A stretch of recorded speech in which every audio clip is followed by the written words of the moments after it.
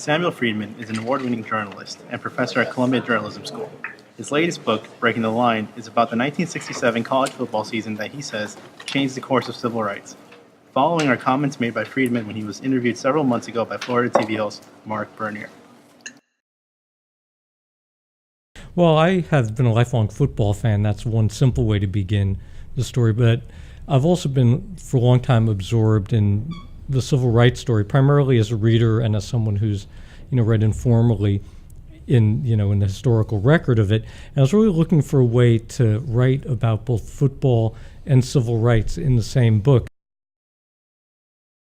The interesting thing I found is that for 5, 7, 10 years after the big state universities in the South had to admit at least a handful of black students, they kept their football teams all white.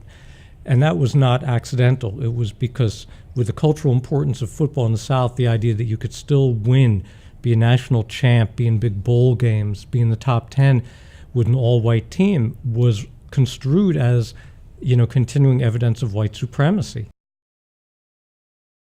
The newspapers, except for the black newspapers, really wouldn't cover the black teams.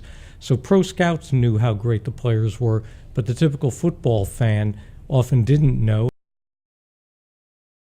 By changing things in football, because of its tremendous import in the life of the South and really in this whole country, you moved the needle for the whole society.